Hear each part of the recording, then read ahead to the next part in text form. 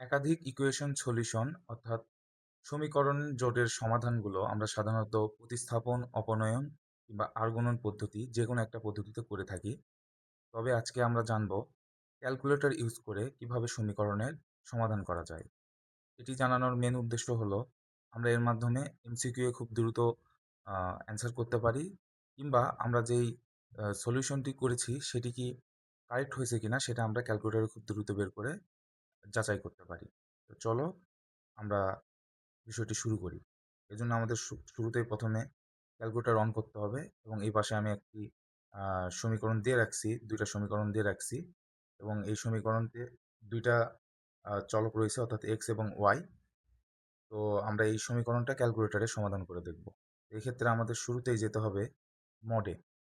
তো আমরা মোডে গেলাম এবং মোডে যাওয়ার পর আমরা দেখতে পাচ্ছি ৫ নম্বরে রয়েছে ইকুয়েশন। আমরা এই ৫ এ যাব, ইকুয়েশন, এবং এখানে ১ নাম্বার যে অপশনটা রয়েছে সেই ১ নাম্বার অপশনে আমরা যাব, অর্থাৎ 1 এ ক্লিক করব। 1, দেন এখানে আমরা দেখতে পাচ্ছি 1 এবং 2 দিয়ে ২টা সো ঘর রয়েছে। তো এগুলোতে আমরা প্রথমে করব কি, এই যে এক্স এবং ওয়াই এর যেই শকগুলো রয়েছে এগুলো বসাবো এবং কনস্ট্যান্ট টার্মে আমরা এই যে এই পাশে যেই মানটি রয়েছে সেটা বসাবো। তো প্রথমে আমরা এক্স এর যে শক রয়েছে 7, তো আমরা সেই 7 বসাবো। দেন আমরা সমান চাপবো। দেন আমরা এই যে বি যেটা আসছে ওখানে আমরা ওয়াই এর যেই শক রয়েছে -3 সেটা বসাবো, -3, দেন সমান। দেন আমাদের এই পাশে যেই সমানের এই পাশে যে কনস্ট্যান্ট টার্মটা রয়েছে সেটা বসাবো, 31। এর পরবর্তীতে আমরা দেখতে পাচ্ছি নিচের ধাপে চলে আসছে। তো সেক্ষেত্রে আমাদের দ্বিতীয় যে সমীকরণটি রয়েছে এটার যেই শকগুলো রয়েছে সেগুলো বসাবো, অর্থাৎ এক্স এর সাথে যে শক রয়েছে 9, সেই 9 সমান, দেন ওয়াই এর সাথে যে শক রয়েছে -5, সেই -5, এবং সমানের এই পাশে কনস্ট্যান্ট টার্ম যেটা রয়েছে 41, সেটা 41। এগুলো সব বসানো শেষে আমরা সমান দিলাম এবং আমরা ২টা ইকুয়েশনের মান এখানে বসানো শেষ। দেন যদি আমরা ইকুয়াল চাপি তাহলে আমরা দেখতে পাচ্ছি x = 4। সো আমরা x = 4 পাইলাম। দেন আবার যদি আমরা ইকুয়াল চাপি তাহলে আমরা দেখতে পাচ্ছি y = -1, অর্থাৎ আমরা x = 4 এবং y = -1 মান পেয়েছি, যেটা আমরা x, y = 4 - 1 লিখতে পারি। এবং এইরকম 2টা ইকুয়েশন দিয়ে যদি বলে x + y এর মান বের করো, সেক্ষেত্রে আমরা x এবং y এর মান পাইলাম, যেটা হলো 4 এবং -1। তাহলে 4 প্লাস -1 যদি আমরা করি তাহলে আমরা পাবো 4 - 1 অর্থাৎ 3।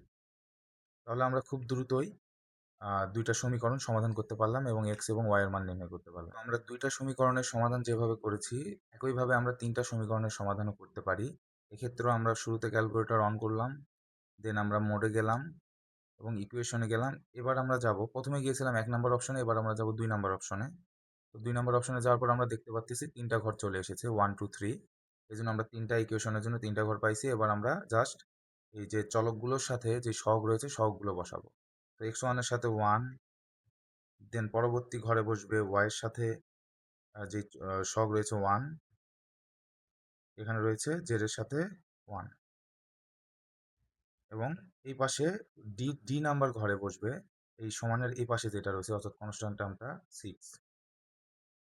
একইভাবে আমরা পরের দুইটাও বসাবো, 1, -2, 2, 3, 2, 1, -1,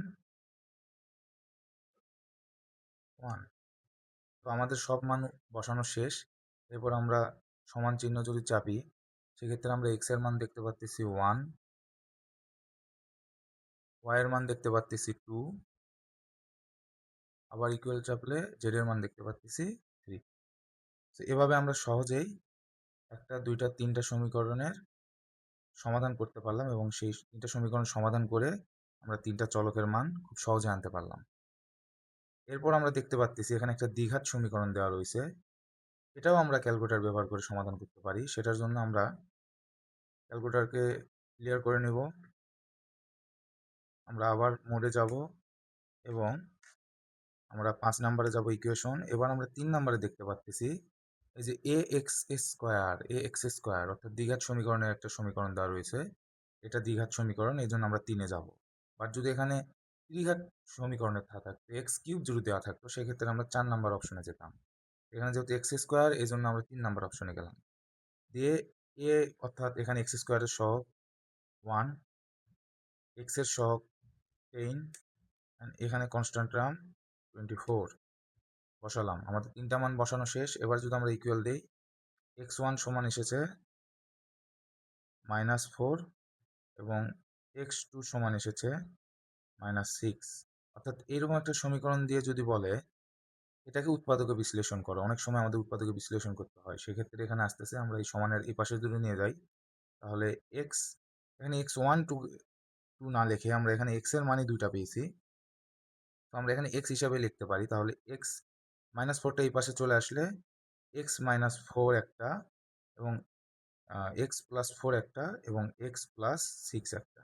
তো এই দুইটা আমরা আবার উৎপাদকে বিশ্লেষণ, এই সমীকরণটাকে যদি উৎপাদকে বিশ্লেষণ করি তাহলে আমরা এই দুটা মান পাই।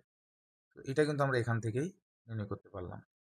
এভাবে আমরা দ্বিঘাত সমীকরণকেও ক্যালকুলেটরের মাধ্যমে করতে পারি, ত্রিঘাত সমীকরণকেও ক্যালকুলেটরের মাধ্যমে বের করতে পারি, এবং একটা কিংবা দুইটা কিংবা তিনটা সমীকরণ দেওয়া থাকলেও সেগুলোর মানও আমরা কিন্তু ক্যালকুলেটর ব্যবহার করে করতে পারি। আশা করি তোমরা বুঝতে পারছো, এবং এই ধরনের যেগুলো ইকুয়েশন রয়েছে তোমরাও বাসায় ট্রাই করবা। মূলত এগুলো দেখানোর উদ্দেশ্যই ছিল এমসিকিউ খুব দ্রুত টাইমে কিভাবে করা যায় এবং বিভিন্ন ম্যাথ করার পর সেটার অ্যান্সারটা সঠিক হয়েছে কিনা সেটা যাচাই করার জন্য। ধন্যবাদ। আজকের ক্লাসটা এই পর্যন্তই। আল্লাহ হাফিজ।